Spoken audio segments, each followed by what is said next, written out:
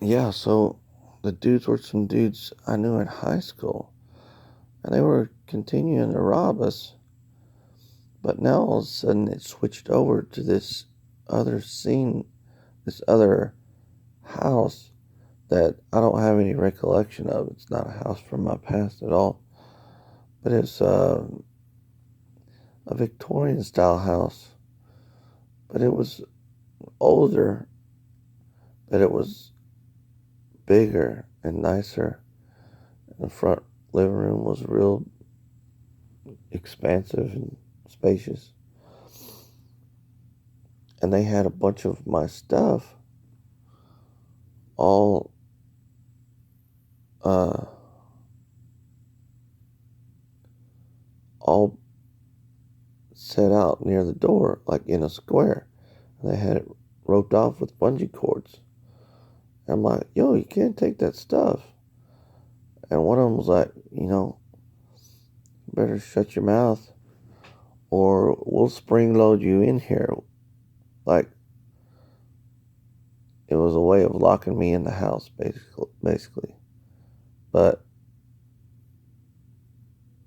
I didn't understand it.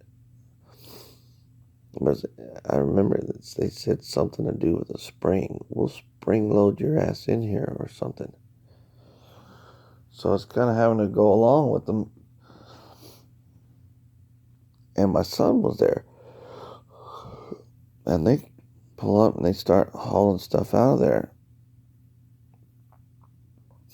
And I'm walking along kind of protesting, but I can't get too out of hand with them or they're going to lock my ass in there. So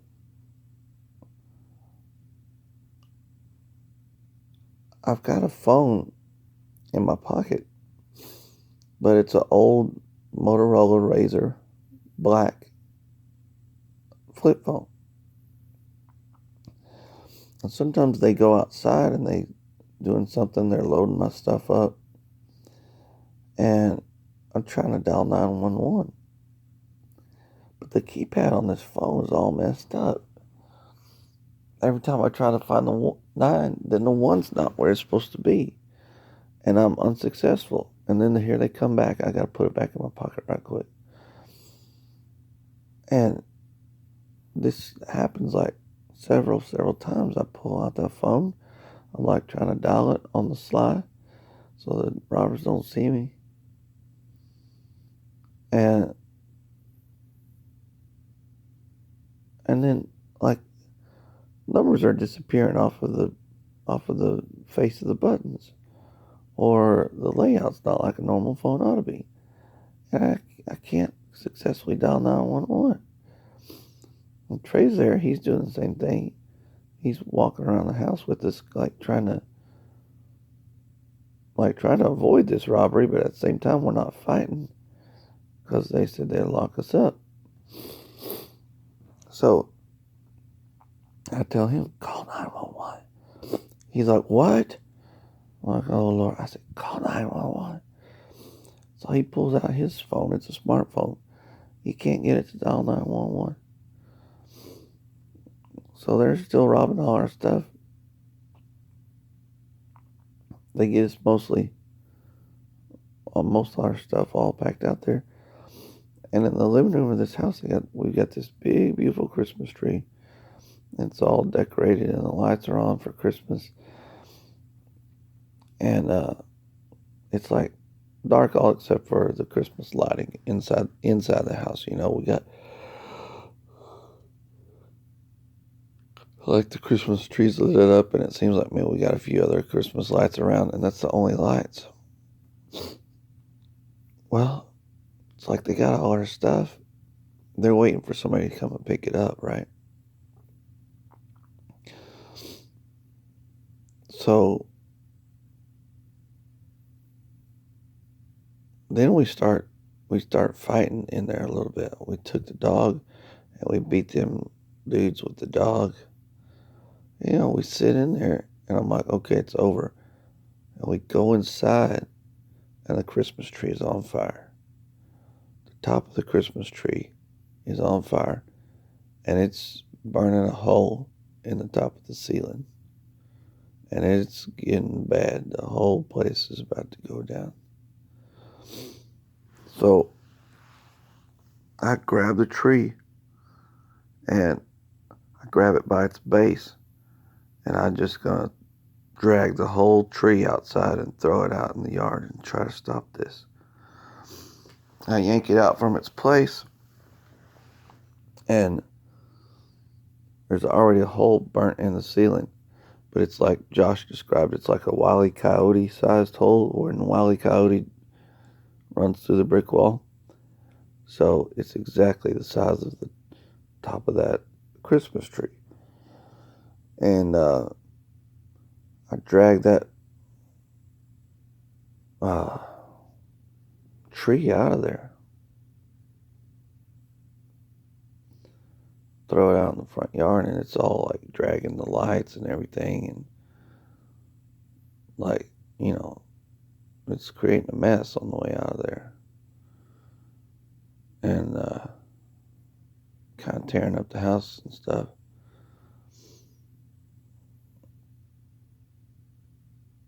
So I'm dealing with that, and then I'm thinking that I'm getting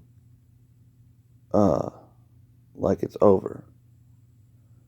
At least they've just left me with a disheveled house that's on the verge of catching fire.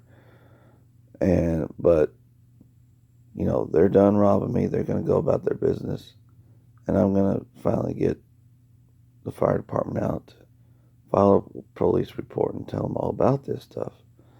But it's over, at least. So I'm going from the kitchen, and the kitchen and the living room are at the front of the house.